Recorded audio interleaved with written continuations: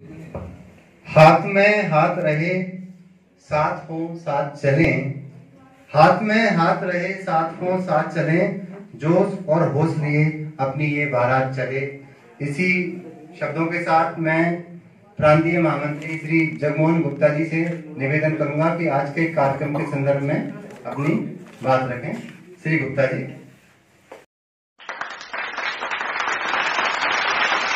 मंच पर विराजमान आज के कार्यक्रम के मुख्य अतिथि,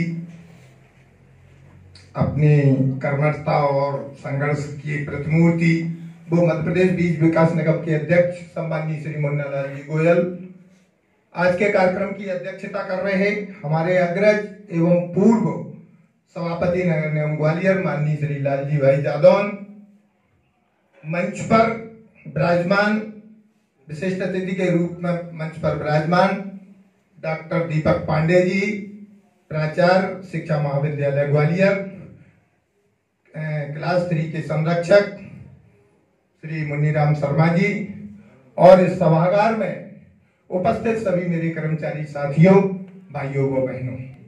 क्योंकि मुझे शॉर्ट में कहने का आदेश मिला है और साथ ही हमसे पूर्व कई जो है आप वक्ताओं के विचार सुन चुके हैं, फिर भी मैं अपनी बात संक्षिप्त में ही रखूंगा। राष्ट्र निर्माण एवं कोरोना काल में अधिकारी कर्मचारियों की भूमिका जग जाहिर है। किसी राजनीति शास्त्री का कथन है कि कोई भी देश मंत्रियों के बिना चल सकता है लेकिन कर्मचारियों के बिना नहीं।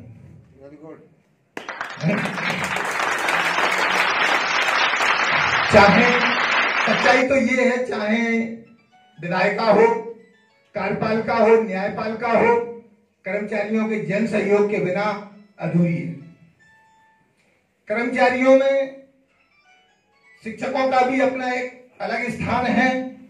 महात्मा गांधी जी कहा करते थे कि जब जब शिक्षकों ने अपने पवित्र उत्तरदायित्व का भली भांति निर्वहन किया है तब तब दुनिया आगे बढ़ी है, और जब जब शिक्षक अपने कर्तव्य से पीछे हटे हैं तब तब दुनिया पीछे हटी है। लेकिन आज बापू के देश में राष्ट्र निर्माताओं की क्या दशा हो गई है, ये जिन्हें जिस तरीके से हम लोगों को हंसी का पात्र बना दिया गया है, ये देश हित में नहीं है। वही देश तरक्की कर, जिस देश में शिक्षकों का सम्मान ना हो वहां वह देश कैसे तरक्की करेगा। तो कोरोना काल में हमारे हजारों कर्मचारी साथियों ने अपनी जान लगा करके, जान की परवाह न करके कोरोना पीड़ितों की सेवा की। कई साथी मध्य प्रदेश में 1000 से अधिक अधिकारी कर्मचारी ड्यूटी करते हुए कोरोना संक्रमण से परलोक सिधार गए। लेकिन सरकार ने जो वादा किया था, या जो सरकार के द्वारा जो कर्मचारियों के परिवारों को, दिवंगत कर्मचारियों के परिवारों को जो आर्थिक सहायता मिलनी थी, सरकार उसे नहीं दे पाई। पहले घोषणा की गई कोरोना योद्धाओं को 50 लाख रुपए दिए जाएंगे, बाद में उस योजना को पलट करके 5 लाख रुपए कर दिया गया। 5 लाख रुपए वाली योजना तो ऐसी थी, इसमें उतनी विसंगतियां भरी थी कि उसका लाभ तो किसी को भी नहीं मिला। 50 लाख तो फिर भी 10-5 लोगों को मिल गए। तो मेरा शासन से या जो मंचासीन अधिकारी, जो मंचासीन अतिथिगण हैं, उनसे निवेदन है कि शासन तक ये आवाज पहुंचाएं। जिन कोरोना ड्यूटी के दौरान जिन कर्मचारियों की मौत हुई है, उन्हें दिल्ली सरकार की तर्ज पर, दिल्ली सरकार ने तो 1 करोड़ रुपए दिए सम्मान राशि में और अनुकंपा नियुक्ति दी है। हमारे यहाँ फाइलें चक्कर काट रही हैं, तो ये अच्छी बात है। दूसरी बात, शिक्षकों के बारे में मैं कहना चाहूंगा कि न तो भारत सरकार न राज्य सरकार द्वारा शिक्षकों को फ्रंटलाइन वर्कर घोषित किया गया, फिर भी प्रशासनिक अधिकारियों ने फ्रंट लाइन पर ड्यूटी लगा करके 500 से अधिक शिक्षक जो है पर लोग मतलब जबरदस्ती बन के बकरा बने। और हमारे विभाग की जो मुखिया है, उन्होंने आकर के बयान दिया कि ये बात सच है कि 400 से अधिक शिक्षक कोरोना के कारण मरे हैं, लेकिन कोई भी शिक्षक ड्यूटी के दौरान नहीं मरा। यानी कुछ नहीं दे रहे, जो हमारी विभाग की मुखिया नहीं मान रही, और यही हालत हर विभाग की है। तो मेरा ये अनुरोध है, क्योंकि अपने ही सभी लोग यहाँ बैठे हुए हैं मंच पर, कि ये बात जरूर जो है शासन के समक्ष रखें। और इसी मतलब जब अधिकारी कोई गलती करते हैं, वैसे तो हर राज्य सरकार अपने नागरिकों और कर्मचारियों के उत्थान के लिए हर संभव प्रयास करती है, लेकिन कभी कभी संसाधनों की कमी, मिसमैनेजमेंट या अधिकारियों की लापरवाही के कारण कुछ योजनाएं अधूरी रह जाती हैं, कुछ संकल्प अधूरे रह जाते हैं और प्रशासनिक अधिकारियों की कमियों का खामियाजा कभी कभी राजनीतिक सत्ता को भुगतना पड़ता है। तो इसलिए मेरा निवेदन है कि राजनीतिक सत्ता भी ऐसे लापरवाह अधिकारियों से सचेत रहे। वर्ष 2018 क्योंकि अपने ही लोग मंच पर बैठे हुए, ये बात किसी से छुट्टी नहीं है। कर्मचारियों की नाराजगी के कारण ही वर्ष 2018 में जो सत्तारूढ़ दल था वो सत्ता से मतलब विमुख हुआ और आज भी स्थिति ज्यादा अच्छी नहीं है, लेकिन हाँ स्थिति को संभाला जा सकता है। और हम लोगों ने जो आयोजन किया उसके पीछे यही कारण है कि मिल बैठ करके बात करें और हमारी बात को ऊपर तक पहुंचाया जाए। कोरोना काल में शिक्षकों की भूमिका या कर्मचारियों की भूमिका ये तो जग जाहिर है, बगैर मतलब कर्मचारियों के बगैर तो कोई काम चल ही नहीं सकता। जैसे अभी हमारे सत्ता जी ने बोला था कि लोग सरकार की एक नीति चली, हर चीज का प्राइवेटीकरण कर दो, लेकिन जब कोरोना काल आया तो प्राइवेट अस्पतालों की क्या हालत थी। 200 रुपए का इलाज 2-2 लाख में हो रहा था। उस समय जो सरकारी कर्मचारी काम में आए। कोरोना काल में जो शासन के जिम्मेदार मतलब लोग थे वे अपने घरों से या एसी रूम से हुकूमत चला रहे थे, लेकिन मैदान में चिकित्सक, शिक्षक, स्वास्थ्य कर्मी और विभिन्न विभाग के कर्मचारी ही कोरोना से जंग लड़ रहे थे। ऐसे में साथियों को धन्यवाद देता हूं, वास्तव में धन्यवाद के पात्र हैं। और मैं क्योंकि मुझे कहा गया है कि शॉर्ट में बोलिए, तो बस निवेदन यही है, मैं अपनी बात को समाप्त करना चाहूंगा। लेकिन एक बात और कहेंगे, वैसे तो काफी हमारे साथियों ने उठाई है। सर आप ये देखें, मैं सन 1980 का मतलब नौकरी में आया हूं, 42 साल हो रहे हैं। 1980 मेरे साथ में बाबा कहता हूं, मैंने भोपाल में भी बोला, मेरे साथ जो IAS मतलब जो वर्ग होगा वो सिलेक्ट हुआ, जो बैच सिलेक्ट हुआ वो मुख्य सचिव बन के रिटायर हो गए। हम जाके कहां खड़े हैं, हमारी सरकार, क्या बात है। तो कम से कम पदोन्नति नीति ऐसी तो हो जिसमें जो है लोगों को कार्य करने की प्रेरणा मिले। तो मेरा निवेदन एक तो ये है माननीय अध्यक्ष महोदय से और माननीय मुख्य अतिथि महोदय से कि जिस प्रकार से नरोत्तम मिश्रा जी ने पुलिस और जेल विभाग के कर्मचारियों को जिन्हें पदोन्नति नहीं मिली है उच्च पदनाम का प्रभार दिया है, उसी प्रकार से ये व्यवस्था जब तक जो है पदोन्नति का मामला कोर्ट में हल नहीं होता है तब तक हमें भी उच्च पदनाम का प्रभार दिया जाए। इसके साथ ही एक और जो आज लंबी मांग चल रही है वो ये कि 2005 के बाद जो कर्मचारी सेवा में आए उनकी पेंशन बंद कर दी गई है। पेंशन वास्तव में कर्मचारी का बुढ़ापे का सहारा है। अगर जिस समय हमें पैसे की जरूरत है, जिस समय हमें सहारे की जरूरत है, उस समय सहारा छीन लिया जाए तो बड़ी दुर्गा सबको ही जानते हैं। आजकल के बच्चे अपने माँ बाप को रख नहीं रहे, अगर पेंशन है तो उनका काम चल रहा है, वो भी कहते भगो। तो कम से कम ये निवेदन है कि एक पेंशन में एक समरूपता लाई जाए, क्योंकि लोगों ने ये आवाज उठाना शुरू कर दी है। और दूसरी बात में एक बात और कहूंगा सर कि आप पड़ोसी राज्य को देख लें, उत्तर प्रदेश को देख लें। मैं ये बात इसलिए नहीं कह रहा हूं कि कोई पहले कर रहा हूं, क्योंकि अपने सीरियत हो रहा थे। उत्तर प्रदेश में, राजस्थान में, 2 राज्यों का तो मैं उदाहरण दे रहा हूं, 31% डीए मिल रहा है केंद्र के समान। और हमारे यहाँ क्या व्यवस्था हो गई है कि केंद्र के समान तो देते हैं लेकिन केंद्रीय तिथि से नहीं दे रहे। और आजकल तो हम 11% पीछे चल रहे हैं। केंद्र 31% दे रहा, हमें 20 मिला। हाउस रेंट हुए, अन्य सुविधाएं हुई, उस पर तो कोई बात ही नहीं हो रही। पर मैं जादव साहब को बताना चाहूंगा कि योगी जी 2017 में आए और 2018 में उन्होंने मतलब चुनाव जीतने के बाद उन्होंने हाउस रेंट बढ़ाया, यानी जो केंद्र के समान यानी वो व्यवस्था की। पर हमारे यहाँ तो 2006 से ही कोई हाउस रेंट नहीं बढ़ाया गया, पुराने यूज से मिल रहा है। तो मेरा निवेदन है कि कर्मचारियों के साथ न्याय किया जाए। कोरोना काल में हमने जाना कोई मतलब कम से कम 1500 अधिकारी कर्मचारी दिवंगत हुए, तो इसलिए ध्यान रहे कि हमें उसका कम से कम कोई हर्जाना नहीं मिले। तो जो हमारा हक है डीए या अन्य चीजों को तो मिलेगी। खुले हैं 2 साल से। और कैसे शिक्षा मंत्री जी ये निर्णय ले रहे हैं कि बोर्ड परीक्षा होगी, बोर्ड परीक्षा होगी, बच्चे निश्चित रूप से जब स्कूल लेंगे तो उसका परिणाम भी गलत निकलेगा, संदेश क्या जाएगा। इसलिए मेरा निवेदन है जिस तरीके से पर साल बच्चों को जो है मतलब स्कूल स्तरीय परीक्षा से या जिस तरीके से पास किया गया है वो जनरल प्रमोशन इस साल भी दिया जाए, क्योंकि ये परीक्षा बच्चों की नहीं है, ये परीक्षा माता पिता और शिक्षकों की है। बच्चे तो जब जाएंगे नहीं उन्हें क्या पता, तो ये समझना छुट्टी है तो छुट्टी है। इसलिए मेरा निवेदन है कि इसको रुकवाएं, अन्यथा इसका बहुत अच्छा। एक बात और सर, 2010 से जब मतलब शिक्षकों की ड्यूटी अन्य गैर शैक्षणिक कार्यों में लगाई है, हजारों बच्चे जब मतलब शिक्षकों की ड्यूटी बोर्ड जैसे चुनाव हुए या अन्य कोई तो रिजल्ट खराब हुआ है, हजारों बच्चे 2010 से लेकर आज तक 1000 बच्चे से ज्यादा आत्महत्या कर चुके। तब सरकार ने एक नीति बनाई, रुकना नहीं है, मतलब पहले एक विषय में तो सप्लीमेंट्री देते थे, फिर 2-3 में लाए, लेकिन तभी क्यों चेतती है जब लोग आत्महत्या करने लगते हैं? अरे उसका पहले ही ध्यान रखो। एक निवेदन। दूसरा ये है कि हम अपने सम्मानित साथियों से ये कहना चाहूंगा कि हमारे जो सम्मानीय अतिथि है मंचा सिंह, वो राजनेता बाद में पहले हमारे परिवार के सदस्य हैं। अभी आपने सुना होगा मानी जादव साहब जी से जो बोल रहे थे, शायद ध्यान नहीं दिया होगा, उन्होंने कहा कि चुनाव के वक्त में राजनीतिक दल कमजोर हो जाते हैं, अगर उस समय आप अपनी एकता दिखाएं तो आपकी बात मंजूर होगी। परिवार का ही कोई सदस्य बोलेगा, राजनेता नहीं बोलेगा। इन्हीं शब्दों के साथ मैं अपनी बात को समाप्त करता हूं और इसी शायरी के साथ समाप्त कर रहा हूं कि शायद अगर सरल हो, कुछ दूर चल कर देखो, कुछ तुम बदल कर देखो, कुछ हम बदल कर देखें। जय हिंद, जय भारत। जादव साहब हमारे साथी, पूर्व चेयरमैन रहे 10 साल, बहुत अच्छा काम कार्यकाल रहा इनका। माननीय पांडे जी, जिस पद के लिए लोग भागते हैं जो उससे दूर रह जाते हैं, ऐसे अधिकारी बहुत कम मिलेंगे और ये अच्छी बात है। चलिए, कुछ लोग हैं समाज में भी इस तरह के जो इन सब चीजों में से बच के रहना चाहते हैं और बच रहे हैं।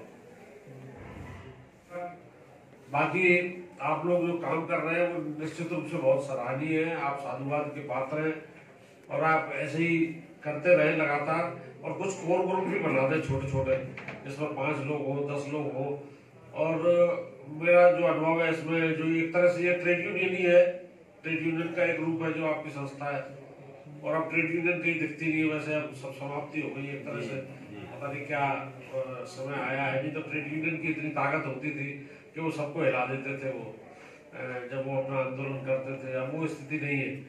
लेकिन ये अभी भाटिया जी बता रहे थे, जैसा और मित्रों ने बताया होगा अपनी अपनी समस्याओं के बारे में, इसमें ऐसा हो सकता है कि हमारे जो कर्मचारी अधिकारी जो रिटायर हो रहे हैं या सर्विस में भी है, अलग अलग सब्जेक्ट के वो एक्सपर्ट होते हैं कि ये इसके खिलाफ अगर कोई केस चल रहा है, डी हो रही है या कोर्ट में कोई केस चल रहा है, तो वो उसको कैसे प्लीड करना है, कैसे उसका वो तैयार होना है पूरा, वो उसमें एक्सपर्ट होते हैं।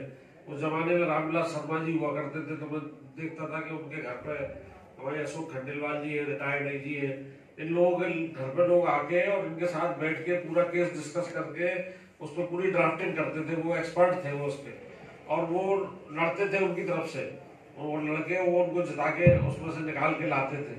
तो अपने इसमें भी ग्रुप बन सकते हैं इस तरह के अलग अलग के। हर आदमी का अपना अपना एक्सपर्टाइज अलग अलग होता है। तो पांडे जी का जिसमें एक्सपर्टाइज हो, आपका जिसमें हो, इनका जिसमें हो, तो 1, 2, 4, 5, तो उसमें हमारे कर्मचारी साथियों को, अधिकारियों को ये पता रहेगा कि ये समस्या अगर आ रही है तो इसके लिए कौन से लोगों के पास जाया जाए, फिर वो उसका समाधान करें, वो उसका समाधान निकालें। एक ग्रुप ऐसा हो कि उसको परसू करने का काम करें, क्योंकि बिना परसुएंस के कोई काम नहीं हो रहे हैं। मतलब ऊपर से बात कर रहा हूँ, ऊपर से नीचे तक ये हालत है कि माननीय सिंधिया जी से एक बार हमारी बात हो रही थी, तो उन्होंने कहा कि पांडे जी, इतना दुख और तकलीफ होती है कि काम कराने के लिए हमको ऐसे पीछे पड़ना पड़ता है जैसे कोई हम अपना काम करा रहे हो। सार्वजनिक काम है, पब्लिक का काम है, सरकार का पैसा है, लेकिन नहीं हो रहे। डंडा लेके घूमते रहो पीछे सुबह से शाम तक। भैया क्या हुआ, आपने कहा था इतने दिन में करेंगे, आपने कहा था इतने दिन में करेंगे, तो वो हो ही नहीं रहा है। इतनी स्लो स्पीड है उसकी कि उसको एक्सेलरेट करने में पसीने आ जाते हैं और पूरी एनर्जी उसमें वेस्ट हो जाती है, और कभी कभी गुस्सा भी आ जाती है, और उस गुस्सा में फिर कुछ अधिकारी शहीद हो जाते हैं उसमें। तो ये अपने यहाँ अपने देश में है और दुनिया में कहीं बहुत कम होगा, कहीं नहीं है। यहाँ बाकी जगह तो कंप्यूटर पर फाइल चलती है। आपको जो मालूम रहेगा कि ये हेमंत त्रिवेदी जी के पास है ये फाइल, ये गुप्ता जी के पास है, अब ये इसका लोकेशन वहां पहुंच गया है, वहां पहुंच गया है। ये भी अपने यहाँ कुछ नहीं है। अपने यहाँ तो बाबूजी अगर नाराज हो गए तो बाबूजी फाइल आपकी रख लेंगे। एक IAS ऑफिसर से भी मेरी कुछ दिन पहले बात हो रही थी भोपाल में, हमारे बहुत निजी मित्र है, बहुत सीनियर है। वो कहने लगे यही तो बाबू राज है पांडे जी, या तो फाइल निकलवाना और फाइल पे अनुकूल लिखवाना अपने खटे भारी उसमें वो करना पड़ती है, बाबूजी को भी कॉन्फिडेंस में रखना पड़ता है। हमारे 4 बार कहने के बाद भी वो निकाल नहीं रहे, समझ लो आप।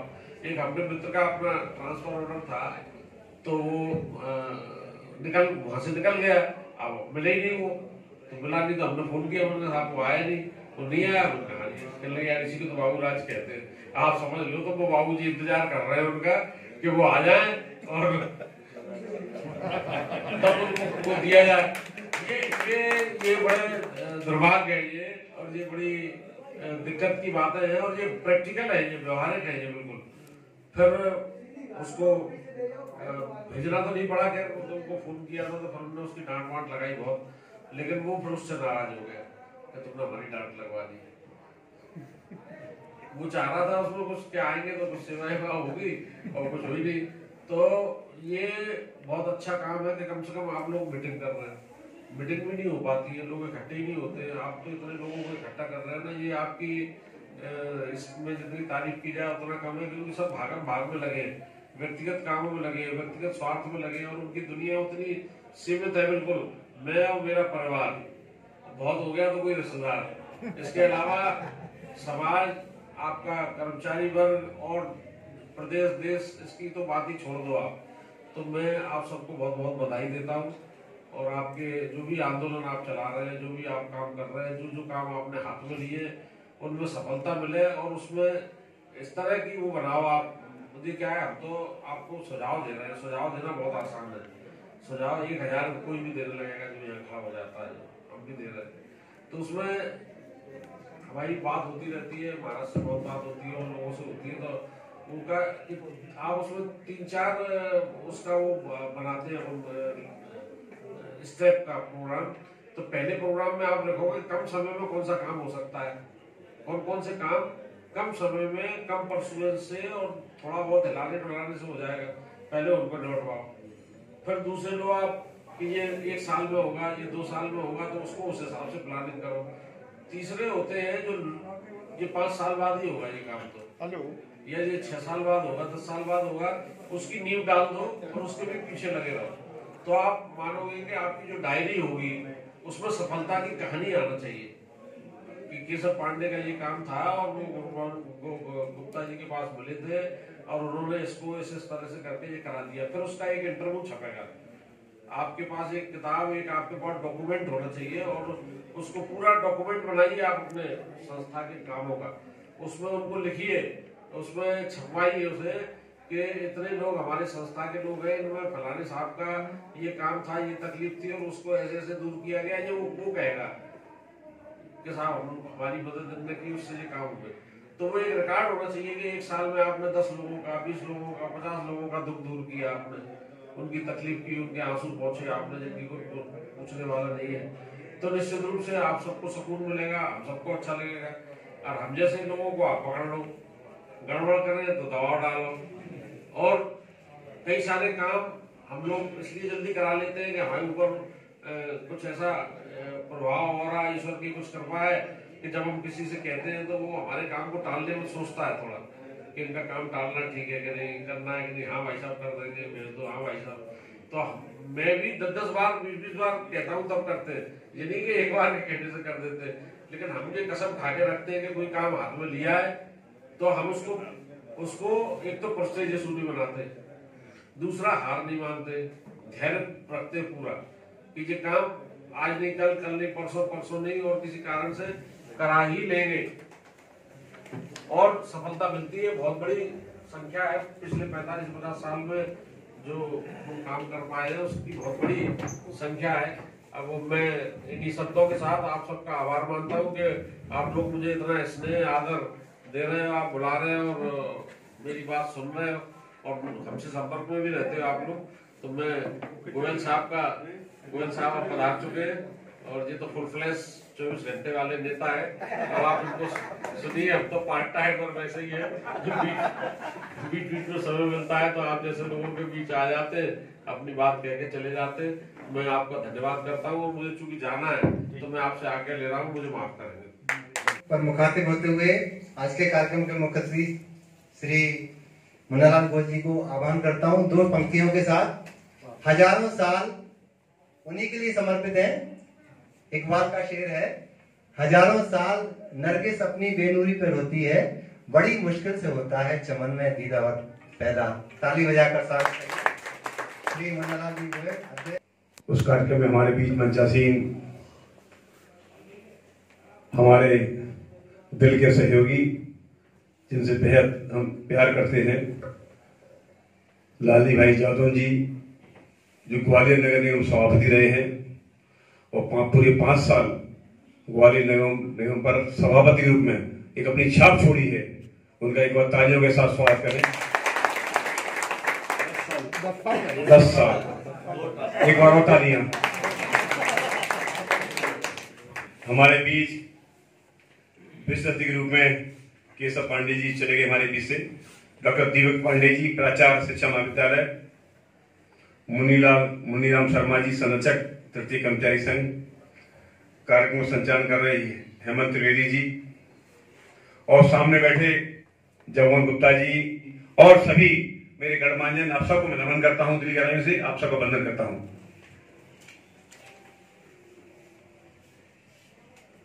मैं एक बार पहले भी आपके सेमिनार में आया हूं। जो आपका बैनर है जागरूक अधिकारी कर्मचारी संघ, ये निश्चित तौर पर हमको संदेश देता है कि जीवन के हर क्षेत्र में अपने हकों के लिए, अपने अधिकारियों के लिए जागरूक रहना चाहिए, जिसमें कर्मचारी संघ तो अग्रणी है, और खासकर शिक्षक वर्ग, जिसको मैं नमन करता हूं। शिक्षक वर्ग हमारे राष्ट्र निर्माण की धुरी है। समाज में गिरावट आई है तो हमारे बीच में गिरावट आई है, लेकिन हजारों साल से गुरु हमारे आदर्श रहे हैं, जिन्होंने राष्ट्र निर्माण और हमारे विद्यार्थियों का चरित्र निर्माण किया है। और उनके शिक्षा से चाहे पार्लियामेंट सांसद हो, विधायक हो, मंत्री हो, सब उन्हीं के पाठशाला निकले हैं। निश्चित तौर पर हमारे आदरणीय हैं।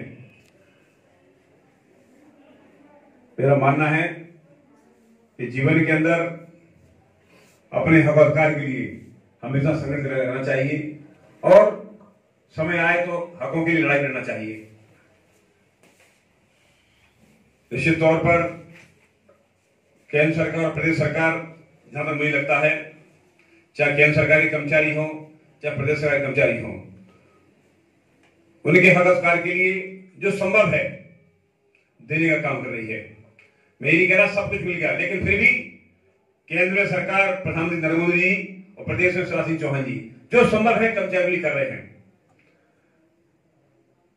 खजाना खाली है, सही है, लेकिन उसके बावजूद मुझे लगता है कि और भी तमाम सारी जो आपकी मांगे हैं, जो वाजिब मांगे हैं, निश्चित तौर पर आने वाले समय में केंद्र प्रदेश सरकार पूरा करेगी।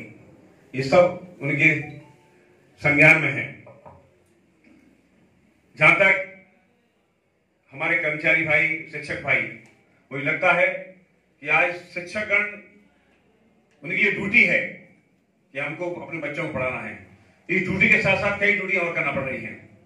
उससे कहीं ना कहीं हमारा शिक्षा का स्तर प्रभावित हो रहा है। यदि पूर्ण रूप से हमारा शिक्षक, यदि उसका काम पाठशाला में हमारे विद्यार्थियों को पढ़ाना है वही रह जाए तो निश्चित तौर पर गुणवत्ता बढ़ जाए। लेकिन ये शिक्षक से आप 4 काम हो लेते हैं तो निश्चित तौर पर उसका जो उद्देश्य है कि हमको शिक्षकों को, हमारे शिक्षकों को पढ़ाना है, हमारे विद्यार्थियों को, तो उद्देश्य कहीं ना कहीं भटक रहा है। तो ये निश्चित तौर पर गंभीर चिंता का विषय है कि शिक्षक हमारे चुनाव ड्यूटी से लेकर तमाम सारे और जब काम आते हैं तमाम सारे मोर्चों पर, उनमें भी लग जाता है, तुम्हारी शिक्षा व्यवस्था कहीं ना कहीं गड़बड़ा जाती है। जहां तक सवाल कोरोना काल का है, कोरोना काल में तमाम सारे लोगों को हमने खोया है, अपने साथियों को, लेकिन कोरोना काल में शिक्षक वर्ग ने भी तमाम सारी अपनी ड्यूटियां, क्योंकि एक दायित्व था शासन प्रशासन का, उस दायित्व की ड्यूटी पे आप सबने अपना निर्वाह किया, जिसमें आपके बीच के भी तमाम सारे हमारे साथी चले गए, तमाम सारे हमारे पुलिसकर्मी चले गए, तमाम डॉक्टर चले गए। तो ये कोरोना काल में हमने जो ड्यूटी का निर्वाह किया, जो ड्यूटी हमारे देश के प्रति थी, वो निर्वाह करते हुए तमाम सारे लोग हमारे पीछे चले गए। जैसे आपने कहा कि 400 शिक्षक कोरोना काल में गए हैं।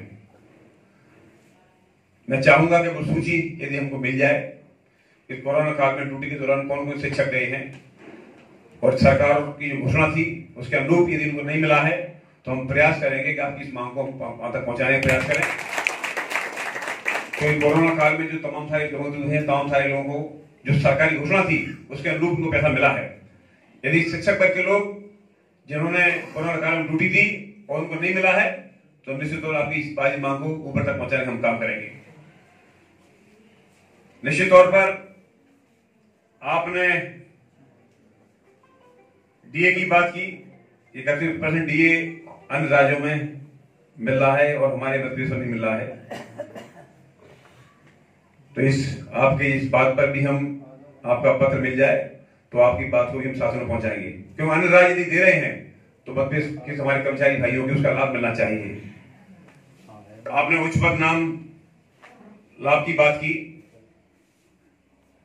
तो ये सब जो आपने बातें कर्मचारी हितों की हैं, ये सब आप प्रशासन को दे दें। हम ही चाहते हैं कि मुन्नालाल गोयल भले कुछ भी मंत्री बन जाए, लेकिन एक सिपाही हैं आपके बीच की हैं और हमारा कर्तव्य बनता है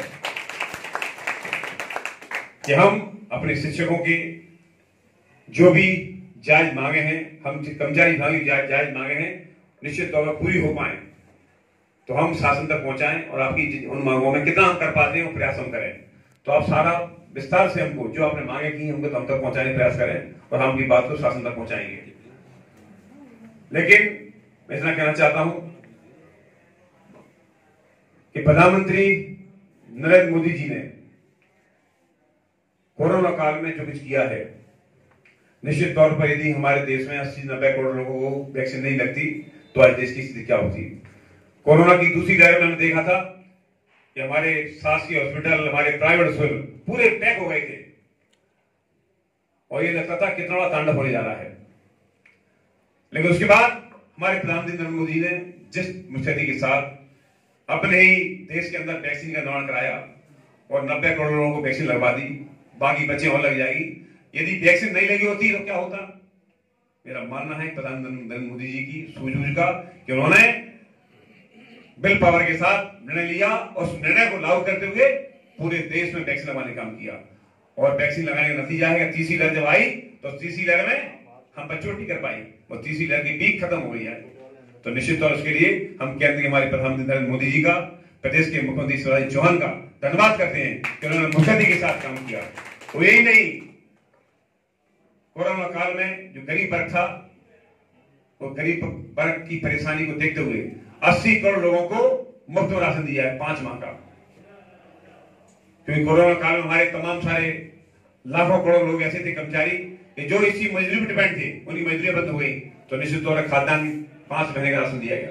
तो ये सोच सरकार की रही है कि संकट की घड़ी में गरीब के साथ हमारी सरकार खड़ी रही।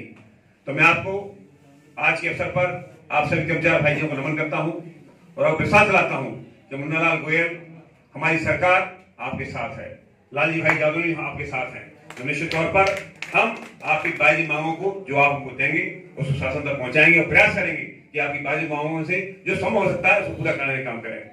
आप सबका प्रेम इसलिए लगातार हमको मिलता रहा है, आगे भी आपका प्रेम सदा हमको मिलता रहेगा और विश्वास देके जा रहा हूं कि आपके हर संघर्ष में, हर आपकी जायज मांग में हम आपके साथ खड़े हैं। खाली इसलिए नहीं हम मंत्री हैं या भाजपा के हैं, ये अधिकार है आपका, क्योंकि आप हमेशा हमारे साथ खड़े रहे हो, हर खड़ी हमारे साथ रहे हो। हमारा एक अधिकार बनता है, हमारा एक दायित्व बनता है कि हम भी आपके साथ खड़े रहें। एक बार सुखे क्षणों में आ पाए, दुखे क्षणों में जब भी पुकारोगे आप, हम आपके साथ खड़े मिलेंगे। तो आप सब विश्वास देंगे कि आप सब अपनी जायज जो मांगे हैं उसका पूरा विस्तार से हमको दे दें और जायज मांगों को हम शासन तक पहुंचाएंगे, प्रयास करेंगे उस जायज मांगों से जो संभव हो सकता है उसको पूरी कराने का काम करेंगे। धन्यवाद। जय हिंद, जय भारत। कर्मचारियों के इस कार्यक्रम में हम सबके प्रिय और इस विधानसभा के विधायक रहे 5 कैबिनेट मंत्री सम्मानीय मुन्नालाल गोयल जी मेरे बहुत पुराने मित्र हैं, भाभी जी और ये हम पार्षद भी रहे। हमारे प्रांतीय महामंत्री सम्मानीय जगमोहन गुप्ता जी जुझारू नेता हैं, ऐसे नेता की कर्मचारियों को जरूरत है। मेरे मित्र अमित उपमन्यु जी और मेरे तमाम सारे कर्मचारी बंधु, रावत जी भी बैठे हैं, डॉक्टर प्रीतम जी भी बैठे हैं, उदयनिया जी भी बैठे हैं, सोनी जी भी बैठे हैं। अभी तमाम सारे लोगों के उद्बोधन सुने। निश्चित रूप से राष्ट्र निर्माण में शिक्षकों की बहुत बड़ी भूमिका है।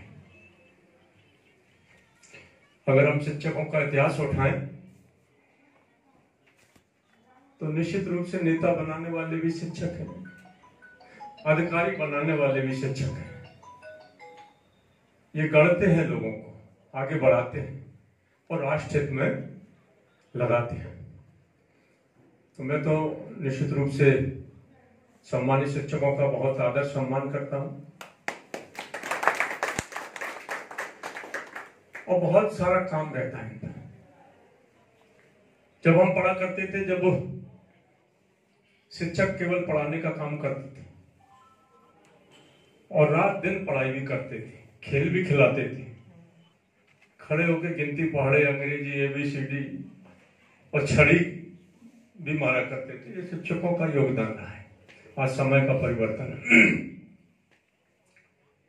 कोरोना काल में शिक्षकों की बहुत महत्वपूर्ण भूमिका रही नहीं है, आज भी चल रही है, अभी भी चल रही है।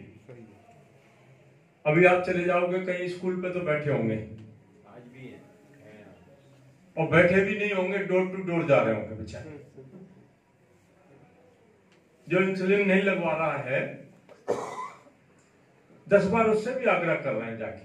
टीम में शामिल है शिक्षक। निश्चित रूप से जब ये महामारी आई तो मन को कपाने वाली महामारी थी। घबराहट, बेचैनी अच्छे खासे आदमी को देखकर और सुनकर हो रही थी। मैंने देखा है और मेरे बहुत सारे नजदीकी लोग निश्चित रूप से परिवार की परिवार नष्ट हो गई। एक आदमी भी परिवार में नहीं बचा है इस महामारी में। और ऐसा एक परिवार नहीं है, सैकड़ों परिवार है। कर्मचारियों के भी हैं, अधिकारियों को भी है, व्यापारियों के भी है, और नेता भी इससे कहीं दूर नहीं रहे, वो भी ग्रसित हुए। तो मैं तो ईश्वर से यही प्रार्थना करता हूं कि ये महामारी जल्दी से जल्दी जाए। देश के प्रधानमंत्री और प्रदेश के मुख्यमंत्री को भी मैं बहुत बहुत साधुवाद और बधाई देना चाहता हूं। उन्होंने भी आपको उत्साहित किया है, आपको प्रेरणा दी है, आपको ताकत दी है, आपको डोर टू डोर लगाया है, आपका सम्मान किया है, आपके काम की कदर की है। निश्चित रूप से पहले तो देखा कि डॉक्टर भी डरा हुआ है, शिक्षक भी डरा हुआ है, अन्यत्र कर्मचारी डरे हुए हैं, पुलिस वालों की भी महत्वपूर्ण भूमिका रही है। लेकिन वारे मेरे शिक्षक भाइयों, चिकित्सक भाइयों, आपने इस देश में, इस ग्वालियर में क्या हिम्मत का काम दिखाया है। लाखों लाखों लोगों की जान बचाई है, खुद भी बचे। आज अगर हम स्वस्थ हैं, हम जिंदा हैं, तो निश्चित रूप से आपकी ताकत, आपकी वैक्सीन की ताकत से हम चल फिर रहे हैं। तीसरी लहर हमको कंचित मात्र छू नहीं पाई है, थोड़ा बहुत असर तो हुआ है। इसलिए मैं अपने शिक्षक भाइयों को बहुत बहुत साधुवाद और बधाई देना चाहता हूं। पेंशन हमारा हक है। मुन्ना लाल जी हमारे, आप सबके बहुत शुभचिंतक हैं। वो जनता की लड़ाई हमेशा लड़ते हैं, हर दुख सुख में शामिल होते हैं। निश्चित रूप से वो आपकी आवाज को उठाने का भी काम करेंगे, ऊपर चर्चा करेंगे। सम्मानीय श्रीमंत जी से चर्चा करेंगे, मुख्यमंत्री जी से चर्चा करेंगे और माननीय नरेंद्र सिंह जी से भी चर्चा करेंगे। ये हमारे प्रदेश की धुरी है और यहां तक मुन्ना लाल जी की पहुंच है। केशव पांडे जी ने भी अभी आप सबको बताया। पेंशन निश्चित रूप से अब सरकार की पॉलिसियां हैं। आज की आवश्यकता आपकी आवश्यकता है, बुजुर्गों की और उनकी आवश्यकता है। मैंने कई परिवार देखे कि बच्चे ठुकरा देते हैं। वृद्धाश्रम में जाओ, बहुत से प्राइवेट कर्मचारी हैं, उनकी स्थिति मैंने देखी है। अगर आपके पास साधन है, पेंशन है, तो निश्चित रूप से आप अपनी धर्म पत्नी का और कोई बेरोजगार बच्चा है उसका खर्चा वहन करने में सक्षम होते हैं। इसलिए मैं मुन्ना लाल जी से निवेदन करूंगा कि अपन अपनी आवाज तो उठाएं। पॉलिसी देना ना देना ऊपर वाले का काम है, लेकिन आवाज में बड़ी ताकत होती है, एकता में बड़ी ताकत होती है। और राजनीतिक लोग जब चुनाव आता है तो निश्चित रूप से बहुत कमजोर हो जाते हैं और जब आवाज जोर से उठती है तो विचार करने पे भी मजबूर होती है। इसलिए एक और एक 11 होते हैं, हमको संगठन बनाकर हमारी आवाज को भी उठाना चाहिए और अपने जनप्रतिनिधियों से भी आग्रह करना चाहिए। जनप्रतिनिधि तो आप सबके शुभचिंतक हैं, आप सबके साथ हैं और ऊपर भी कहते हैं सरकारों की पॉलिसी है। एक समय था हमारे देश में, क्षमा करना मैं कोई राजनीतिक बात नहीं कर रहा, मुन्ना भैया भी पहले थे उसी पार्टी में, दिग्विजय सिंह हुआ करते थे। वो कहते थे कि 40-40 साल खा रहे हैं फिर पेंशन खाएंगे। तो ऐसी चीजों का भी राजनेताओं का अगर ये सोच है तो उसका असर भी दूर दराज तक पड़ता है। इसलिए मुन्ना भैया को जाना है तो मैं ज्यादा कुछ ना कहते हुए हम आपके साथ हैं। कर्मचारी विधान परिषद का मुद्दा उठाते हैं, सटीक मुद्दा है, विधान परिषद बनना चाहिए और जनसेवा का मौका लोगों को मिलना चाहिए। तमाम सारे होनहार लोग हैं जो जनसेवा, विकास कार्य और अच्छे कार्यों से वंचित रह जाते हैं, तो विधान परिषद से ये सब फायदा उठता है। मैंने भी आपके साथ कंधे से कंधा लगाकर आवाज उठाई और भरोसा करना, मुन्ना लाल जी से भी निवेदन करूंगा, ऊपर भी निवेदन करूंगा, जहां जहां मेरे संपर्क है उन सबसे भी निवेदन करूंगा कि कोरोना काल में जो क्षति हमारे शिक्षक भाई कर्मचारियों की हुई है, घोषणा अनुसार उनका मुआवजा उनको मिलना चाहिए, जिससे उनके परिवारों को लाभ मिल सके। पेंशन की भी उचित स्थान पर आपकी बात रखूंगा। उचित स्थान तो हमारे बीच में बैठे हैं मुन्ना लाल जी, तो निश्चित रूप से मैं आप सबको बहुत बहुत साधुवाद और बधाई देना चाहता हूं कि कम से कम आप सब इकट्ठे हैं और इकट्ठे होकर अपने कर्मचारियों के हित की बात करते हैं और आपकी ताकत से हम जैसे लोगों को भी लाभ होता है, फायदा होता है। आप खूब फले फूले, हम जैसे लोगों की मदद करते रहें, आपकी मांगे भगवान पूरी करें, ये ईश्वर से प्रार्थना है। बहुत बहुत धन्यवाद। जय हिंद, जय भारत। मैं वीरेंद्र सिंह जी से निवेदन करूंगा इसी क्रम में अपनी वीरेंद्र शर्मा जी। आप सभी से अनुरोध है ताली बजाकर उनका इस्तकबाल करें, स्वागत करें। श्री वीरेंद्र शर्मा जी।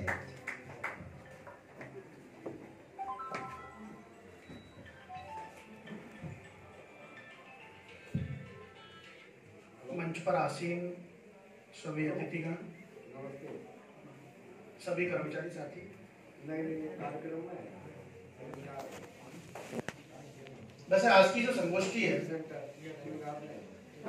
उसका जो विषय है कि इस कोरोना काल में कर्मचारियों की भूमिका, तो ये सब जानते हैं कि एक आपदा का अवसर था और सरकार ने जिस डिपार्टमेंट को जहां जहां लगाया, उसमें चाहे शिक्षा विभाग हो, चाहे स्वास्थ्य विभाग हो, चाहे पीडब्ल्यूडी हो, चाहे पुलिस विभाग हो, हम सभी कर्मचारियों ने सरकार के साथ मिलकर कदम से कदम मिलाकर पूरी तरह इस आपदा से उबरने में साथ दिया। और अभी हम ये सोच सकते हैं कि कुछ हद तक हम इस आपदा से सेफ हैं।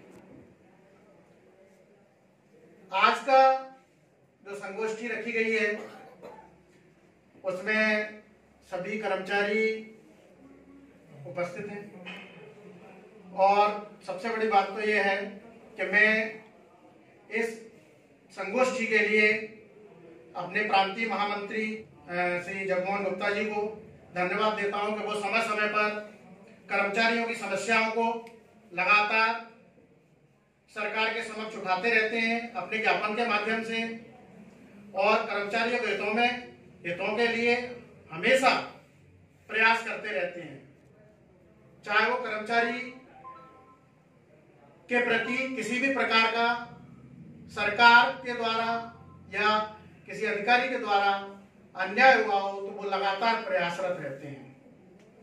इसके अलावा ऐसा नहीं है, संवैधानिक संस्थाओं से संबंधित माननीय प्रधानमंत्री जैसे लोकायुक्त के दायरे से बाहर है, उसी प्रकार एक बार आवाज हमारे गुप्ता जी ने माननीय मुख्यमंत्रियों को भी इससे बाहर रखने के लिए प्रयास किया था और सरकार को लिखा भी था।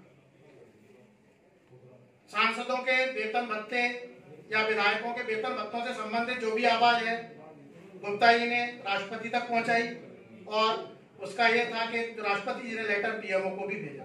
तो समय समय पर कर्मचारियों एवं सरकार के प्रति भी गुप्ता जी आवाज उठाते रहते हैं। इसके अलावा सबसे बड़ी बात होती है हमारी एकता की। अभी हमारे सर बोल रहे थे कि हम में जो अभाव है वो मान एकता का अभाव। सरकार ने हमें विभिन्न वर्गों में बांट तो दिया है, ठीक है, मानते हैं, लेकिन यदि हम उन वर्गों को रहते हुए भी अगर एकता का प्रदर्शन करें तो कोई भी सरकार इतनी बड़ी नहीं है कि आपके प्रति अन्याय कर सके। यदि अब हम क्या होता है कि कोई वर्ग आवाज उठाता है तो हम पीछे हट जाते हैं। सबसे बड़ी बात आती है हमारे अधिकारियों से।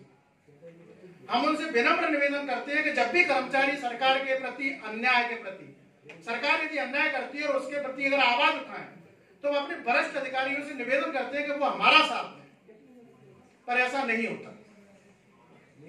अक्सर क्या हो जाता है, कर्मचारी बेचारे अकेले पड़ जाते हैं। तो हम अगर कर्मचारियों में भी एकता हो तो हम अपनी मांगों को सरकार के समक्ष पूरी दमदारी के साथ रख सकते हैं और सरकार को एहसास दिला भी सकते हैं कि यदि हमारी मांगे नहीं सुनी गई या हमारे प्रति कोई अन्याय होता है तो आप भी सत्ते में आ सकते हैं। दूसरी बात, कर्मचारी जहां जहां सरकार लगाती है हम जनसेवा के प्रति पूरी तरह समर्पित रहते हैं। यह आपने भी कोरोना काल में देखा, जनता ने भी देखा, हमको गली गली घुमाया, हम गली गली घूमे, वैक्सीनेशन का कार्य संभाला, हमने सबको वैक्सीनेशन लगवा दी, चाहे वो किसी भी डिपार्टमेंट से संबंधित हो। तो जब सरकार ये देख रही है कि कर्मचारी पूरी सहयोग के साथ जन सेवा से जुड़ा है और जनता की जो आपदाएं उनको हरने में पूरी तरह आपके साथ सहयोग कर रहा है, तो कम से कम हमारी समस्याओं पर भी थोड़ा ध्यान दें।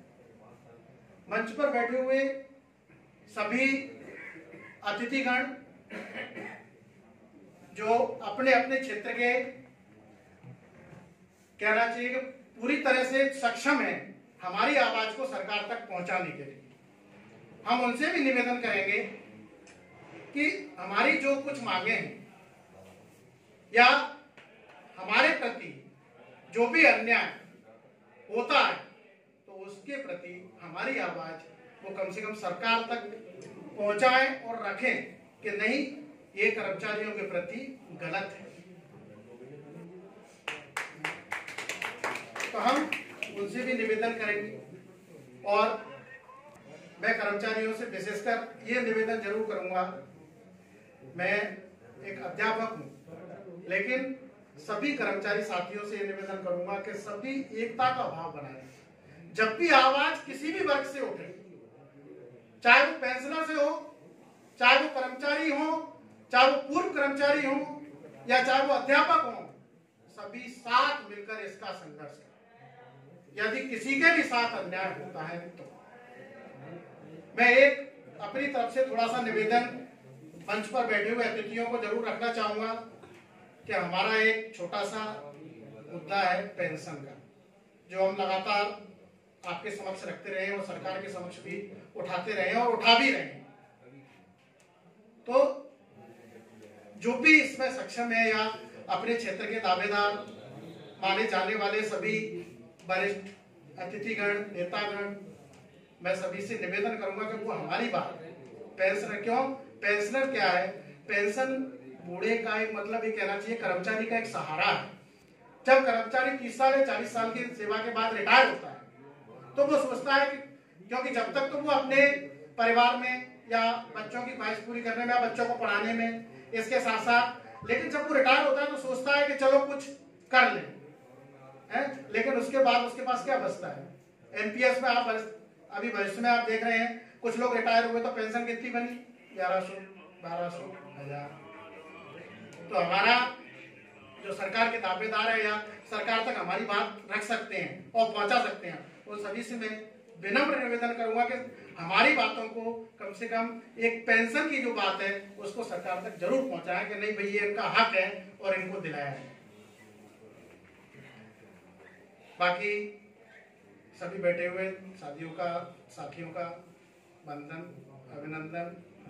इसी के साथ मैं अपनी वाणी को विराम देता हूँ। जय हिंद।